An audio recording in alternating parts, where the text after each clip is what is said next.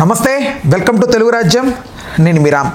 Super 6 ఈ హామీలకు సంబంధించి ప్రధానంగా ఉన్నటువంటి ఆడబిడ్డలకి రిలేటెడ్గా ఉన్న పథకానికి సంబంధించి 1500 రూపాయలు నెలకిస్తామన్న కూటమి ప్రభుత్వం నేడు వ్యవసాయ శాఖ మంత్రిగా ఉన్న అచ్చెన్నాయుడు గారు ఇవ్వాలంటే రాష్ట్రాన్ని అమ్మాలి అంటూ తేల్చి చెప్పేశారు. ఓవరాల్గా ఈ అంశం గురించి మనతో మాట్లాడడానికి ప్రముఖ పొలిటికల్ అనలిస్ట్ కేఎస్ ప్రసాద్ గారు ఉన్నారు. ఆయనతో చర్చిద్దాం.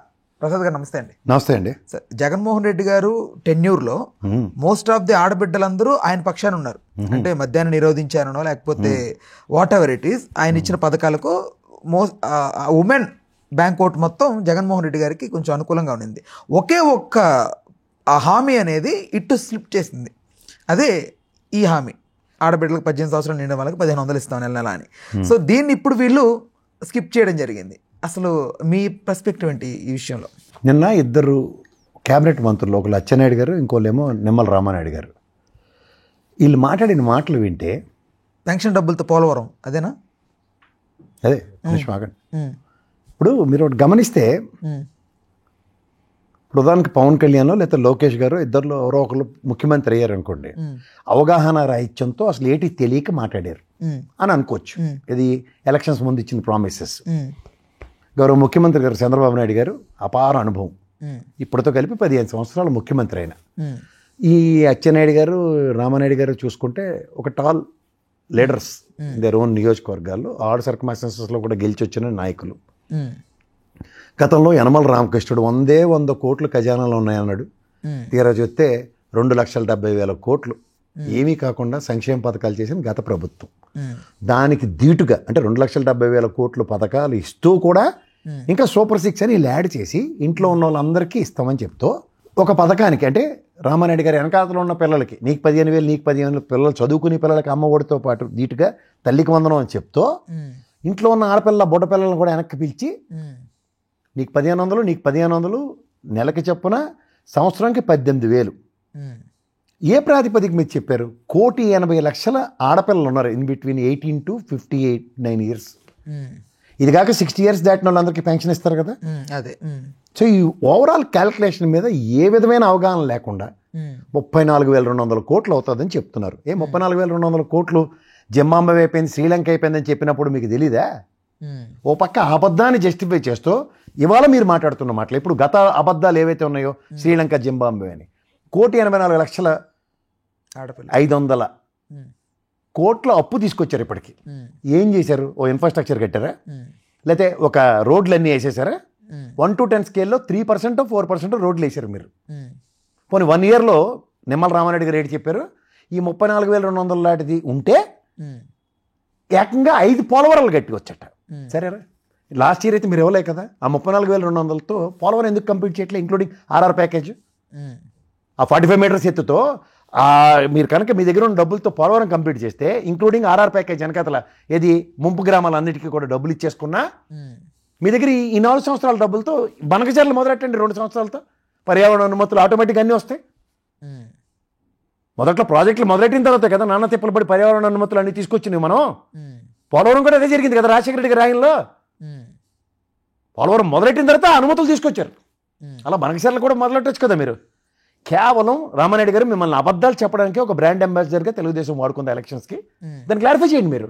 ఎందుకంటే ఏరు దాటిన తర్వాత బోడిమలన్న కాన్సెప్ట్లో మీరు ఇవాళ మాట్లాడుతున్న మాటలు ఎలా ఉన్నాయంటే, 34,200 కోట్లు నన్ను అగ్రిగేట్ ఎవ్రీ ఇయర్ కేవలం ఆడపిల్లల నిధికి మీరు ఇస్తే, అంటే 1,500 చొప్పున నెలకి, 18,000 చొప్పున సంవత్సరానికి 1,80,00,000 మంది ఆడపిల్లలు ఉన్నారన్న ప్రాథమిక అవగాహనలు కూడా లేకుండా మీరు రాజకీయాలు చేస్తున్నారా?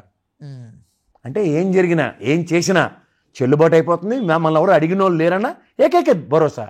అక్కడ అచ్చెన్నాయుడు గారు మాట్లాడుతూ ఈ సంక్షేమాలు అన్నీ చేసేసారట. అరే, ఒక అబద్ధాన్ని తట్టుకోలేక సస్తున్నాం. మీరు ఇచ్చింది పెన్షను.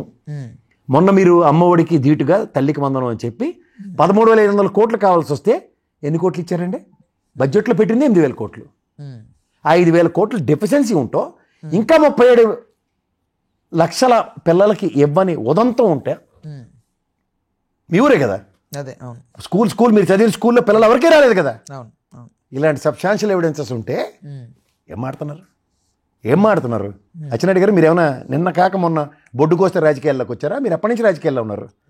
ఏ విధమైన ప్రాథమిక అవగాహన లేకుండా ఎలక్షన్ ప్రామిసెస్ అన్ని ఇచ్చిన తర్వాత, ఎలక్షన్ అయిపోయిన తర్వాత లాస్ట్ ఇయర్లో 634 ప్రామిస్ ఇచ్చి మేనిఫెస్టోని వెబ్సైట్లోంచి డిలీట్ చేసినంత ఈజీగా ప్రజల్ని ఏమార్చొచ్చు, మభ్యపెట్టొచ్చు, అధికారమే పరమావదని మీరు ముందుకెళ్తామంటే మీరేం చిన్నపిల్లడైన లోకేష్ కాదు, చిన్నపిల్లడే కొత్తగా రాజకీయ అరంగేటంలో మొదటిసారి గెలిచిన పవన్ కళ్యాణ్ అయితే కాదు కదా. అపార అనుభవాలు ఉన్న నాయకులు, అపార అనుభవం ఉన్న రాజకీయ మేధో సంపత్తులు ఉన్న చంద్రబాబు నాయుడు గారి దగ్గర ఉంటే క్యాబినెట్ మీటింగ్ మినిస్టర్లు అయ్యండి మీరు. ఇవా మీరు ప్రజలతో మాడవలసిన మాటలు? మీ స్థాయికి అవి ఏ రకంగా అవన్నీ తీసుకొస్తాయి మీరు ఆలోచించి చెప్పండి. ప్రజలు ఎన్నిసార్లు సార్ ఇలా ఇబ్బంది పడతారు? వాళ్ళ ఆంధ్రప్రదేశ్ వాళ్ళు పుట్టుకతోనే మోసపోవడానికి పుట్టారు. వాళ్ళకి ఫస్ట్ థింగ్ పౌరుషం తక్కువ, ఏది చెప్పినా గుడ్డొచ్చి చేళ్ళు పడినట్టు నమ్మిపోవడం, ఇవన్నీ అలవాటు అయిపోయినప్పుడు ఎవడేటి చేస్తారు? నెత్తినోరు కొట్టుకుని చెప్పాడు జగన్మోహన్ రెడ్డి. ఇప్పుడున్న దానికే నాకు రామదేవ్ బాబా గారి ఆసనాలు వేస్తున్నాను నేను, వీళ్ళు ఇక్కడ తేవాలంటే ఎన్ని లక్షల కోట్లు అవుతుందో ఒకసారి చూసుకోవడానికి విత్ ఎవిడెన్సెస్ చూపించాడు. అదే ఇప్పుడున్న పరిస్థితి. నేను అంటుంది ఏంటంటే ఎవరో నీలాటోడో నాలాటోడో లేకపోతే మీ కెమెరామన్ లాటోడో అట్లకేటి అవగాహన లేకుండా అదే ఎలక్షన్లో గెలవడానికి గుడ్డ చేయలేము. జనాభా ఎంత ఉంటారో స్టాటిస్టిక్స్ ఉంటాయి, ఒక్కొక్క పథకానికి ఎంత డబ్బులు కావాలో బడ్జెట్లో ఉంటుంది. మరి తక్కువలో ఉన్నారు ఆర్థిక శాస్త్ర నిపుణులు మీరు చదువుకున్నది చంద్రబాబు గారు. ఎన్నోసార్లు బడ్జెట్లు ప్రవేశపెట్టిన యనమల రామకృష్ణ గారు లెటర్లు ఉన్నారు. వీళ్ళందరూ మేనిఫెస్టో కమిటీలో లేకుండానే రచించేశారు వీళ్ళు ఇష్టం వచ్చినట్టు. ఏదైనా ఆస్కవిత్వమా లేదా అష్టావధానం శతావధానంలో స్పాంటేనియస్గా చెప్పే కవిత్వం చెప్పినట్టు చెప్పారా? అంటే ఏదో అనుకొని ఏదో అయిందంటే ఏంటి? ఏదో అనుకుని ఏదో అవడం కాదు, ఏదో అనుకోలే, ఖచ్చితంగా వీళ్ళని మోసం చేయొచ్చు. ఈ గొర్రెలు, ఈ గొర్రెల్ని ఏడు చెప్తే అటు పెడితే తోలితే ఎటు పోతాయి అవి అన్న ప్రాతిపదికతోనే ఎలక్షన్ ప్రామిసెస్ ఇచ్చారు. ఇది ఇప్పటికైనా ప్రజలు గ్రహించగలిగితే చాలు. వాళ్ళు ఏదనుకుంటే అది ఇచ్చారు హామీ, వాళ్ళు చేయలేంది వాళ్ళు ఇచ్చారు హామీ. చేయలేమని ఇప్పుడు చెప్తున్నారు. ఆచరణ సాధ్యం కాదని ప్రజలకి ఇప్పుడు మనం చిన్నప్పుడు చెప్తుంటారే, నాన్న చెప్తుంటాడు ఆ వేణిలో చేపెట్టకరా చేయి కాలుతుందని. నాన్న పక్కలగానే చేయడితే బొబ్బ వచ్చేది నీకా నాకా? అలాగే వీళ్ళు కూడా దురాశ దుఃఖానికి చేయటి కథకి ఆంధ్రప్రదేశ్ ప్రజలను చూసి ఆ కథ మొదలైంది. అంటే ఈ కంపారిజన్ ఏంటి సార్? లైక్ 1500 అనేది ఇవ్వలే రాష్ట్రాన్ని నమ్మాలనేది ఒకటి, ఆయన 5 పోలవరాలు కట్టేస్తాడు. పోలవరం కట్టడం ఏంటి సార్? అది నాకు ఇప్పటికీ ఆ కంపారిజన్ అర్థం కావట్లేదు. అంటే ఎందుకు అలా మాట్లాడాల్సి వస్తుంది ప్రతిదానికి? అదే చెప్తున్నాం కదా. ఒకవైపు ఆయనేమో రాష్ట్రంలో ఐ మీన్ ఇది లేదు, డెవలప్మెంట్ కొంచెం డబ్బులు లేవని బాబు గారు అంటారు. మరి తెచ్చిన 1,86,500 కోట్లు ఎక్కడ పెట్టారు? నేను నేలమాలిగలు ఏమంటే వేరే మీ పదాలే అవి.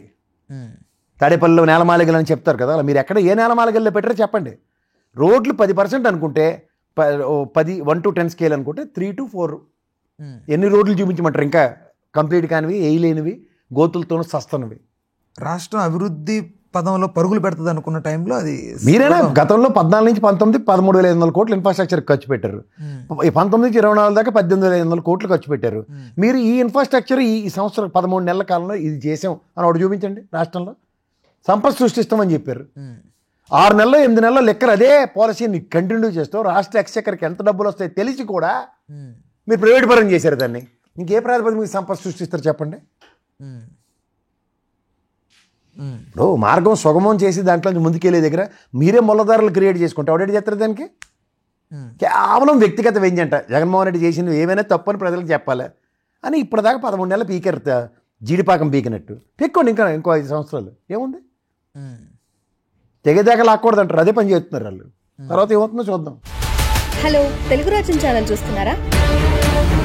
సామాజిక రాజకీయ జీవన చిత్రణే తెలుగు రాజ్యం. అతిశయోక్తులు అసత్యాలు ఉండవు. రాజకీయ కోణం కాదు, ప్రజా కోణమే కొలబద్ద. తెలుగు రాజ్యం వీక్షణ మీ ఉత్తమ అభిరుచికి నిదర్శనం.